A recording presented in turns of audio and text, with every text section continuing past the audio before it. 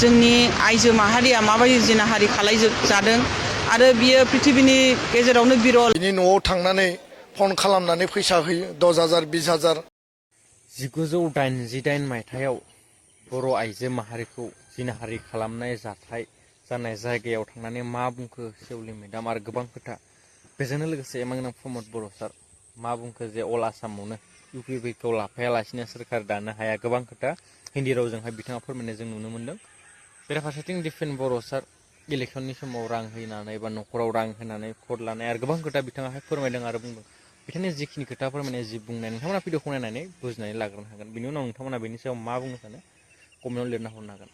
बार'बुंखा गामिनि सोमोन्दै जोंनि मानगोनां आदानिफ्राय अनेक काहानिखौ खोनाबाय जे जोंनि आन्दलन समावहाय बड'फा उपेन्द्रनाथ ब्रह्मनि आन्दलन समावहाय जोंनि आइजो माहारिया माबायदि जिनाहारि खालामजादों आरो बियो पृथिबीनि गेजेरावनो बिरल जे मोनसे पुलिसनि माबाया प्रसासनाव थानानै जोंनि पाब्लिकखौ रायजोखौ बेबायदि जिनाहारि खालामनायखौ जों नुनो मोना खिन्थु जोंनि हारिया बै समाव खालामजादोंमोन। आं बेनि थाखायनो दिनैहाय फार्स्टआव नारी हिसाबै महिला हिसाबै जे महिलाफ्रा जिनाहारि खालामजादोंमोन बिसोरनि आङो बिसोरजों देखा खालामनो फैदों। बिसोरो सुखु दुखुखौ आं खबर लानो फैदों जाहाथे आंबो सासे महिलानाव बेबायदि जायोबा आङो भाई सदभाब लाखिगोन बिसोरखौ मारैहाय आङो फंनैसो खोथा होनानै बिसोरनि गोसोखौ सुग्लायहोनो आरो एसे सहाय खालामनो बेनि थाखाय आं फैदों। दिनैहाय आङो केन्डिडेट हिसाबै आंनि समस्थियाव गोलैबाय। इयुनावहाय आं बिसोरनि थाखाय खामानि मावगोन। जे नाहक समाजाव जिखुनु आन्दलन बा जिखुनु रिभलिउसनाव हिन्जाव मानसिफ्रानो रासिन सेक्रिफाइस खालामनांगौ। जुदि आं हिन्जाव जानानै हिन्जावनिखौ सहानुभुति होआबा बेथ' अन्नाय जागोन। हिन्जावनि दुखुखौ हिन्जावासो मिथिगौ। ओंखायनो आं दिनैहाय फैदों आरो बिथांमोननि सुखु दुखु खबर लानो फैदों। इयुनावबो आं फैबावगोन आरो बिथांमोननि थाखाय आं हाजासे खामानि मावगोन। धन्यबाद। स्पेसियेल टाइमाव जेबो गैया। आंथ' खोनादों जे जाहो लोंहो केम्प बानायनानै दोनो आरो जेराव जेराव जोंनि जानानै मावनो फैयो जोंनि जानानै लोब लोब ओंखारबोदों। बिनि न'आव थांनानै फन खालामनानै फैसा होयो 10,000 20,000 50,000 1 लाख। बिथांमोननियाव फैसानि पाहार दङ, जोंनियाव फैसानि पाहार गैया आरो फैसानि पाहार थानायखायनो फैसा होयै होयै मानसिखौ बायखांदों आरो दिनै बायखांगोन 15 दिननि उनाव 1 मासनि उनाव नाय बिथांमोननि जायफोरा बायखांजादों जायफोरखौ बायनानै लाबोदों बिथांमोनखौ रावबो पात्ता होनाय नङा ना पात्ता खालामनानै दोनगोन। खारन बिथिं ट्राफिक जाम जानानै दङ। अनलि इलेक्सनखौ बारहोनो इलेक्सन देरहानायनि माने मेन्टेलिटिजों टाइम माने मोनसे टेम्परारि बिथांमोना समाव मानसिखौ बायखाङो पारचेस खालामनानै पकेटाव लाबाय। इलेक्सना देरहाखांबा गिदिर गिदिर स्किमखौ गावसोरनि मथे मावबाय गावसोरनि मानसिनो होबाय।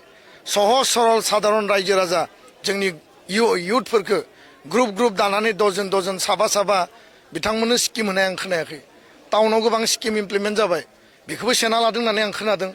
मिनि सेक्रेटारियेटनि रिन'भेसननि खामानि फैदोंनो 5 कौटि थाखानि बेखौ जायफोरा नांनानै लाबोदोंमोन जोंहा XBLT भाइ बिथांमोना जायफोरा माने गेजेराव बिद्र'बो खालामदोंमोन बे XBLTनि जोंनि फंबाय बिदा बिथांमोना लाबोनानै जायखौ मावनो नागिरदोंमोन बेखौ सेनानै लादों होननानै आं खोनादों।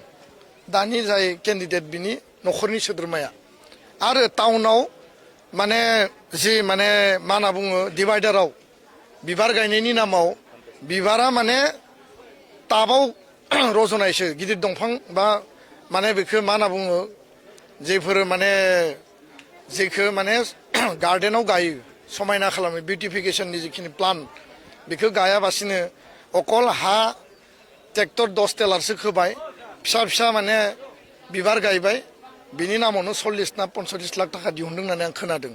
थारमाने बिसोरो इलेक्सननि टाइमाव भट बायनो थाखाय बेफोर स्किमखौ मावो। सोरबाया स्किम लाबोयोबा बेखौ सेनानै लायो कब्जा खालायो।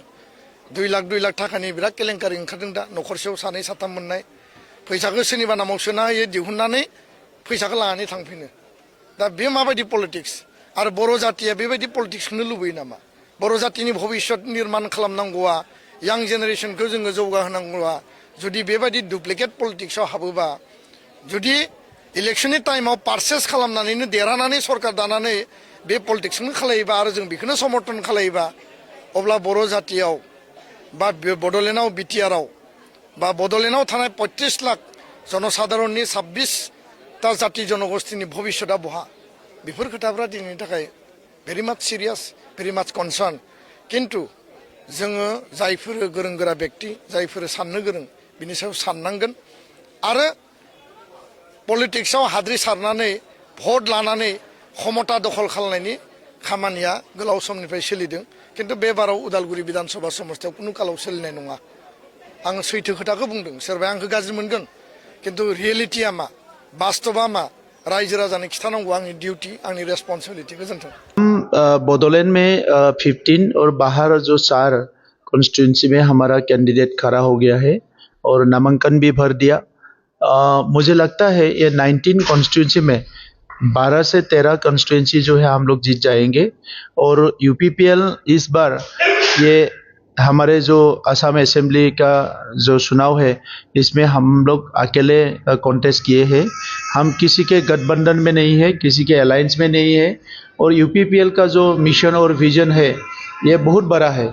तो ये बोडोलैंड में शांति लाने के लिए, अलग अलग समुदाय के बीच में एकता लाने के लिए, विकास को यहाँ पे जो है बोडोलैंड क्षेत्रों में, बोडोलैंड के डिस्ट्रिक्टों में विकास को आगे ले जाने के लिए बहुत सारे मुद्दा लेके यूपीपीएल इस चुनाव में हम लोग आ गए हैं। और गया जो 5 साल था बोडोलैंड में हम लोग का सरकार था और उस टाइम में जो हमने काम किया है शांति के लिए, अमन के लिए, लोगों की सुरक्षा के लिए, हर समुदाय के विकास के लिए, उनकी भाषा और संस्कृति की सुरक्षा के लिए, ये भारत में कभी नहीं हुआ था।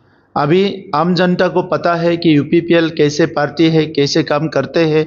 सो अभी में हम लोग का इतना तक हम लोग का विश्वास है कि जनता इस बार बोडोलैंड एरिया में यूपीपीएल को ही सुनेंगे, यूपीपीएल की जो उम्मीदवार है उसको ही सुनेंगे और हम लोग एक अच्छा टीम लेके असम असेंबली में जाएंगे और आज़ादी के बाद जो अभी तक जो समस्या है अभी तक हल नहीं हुआ, वो सारा समस्या हल करने के लिए हम लोग काम करेंगे। देखिए यूपीपीएल का मेन मुद्दा बोल के हम लोग एक मुद्दा 2 मुद्दा नहीं बोलना चाहते हैं।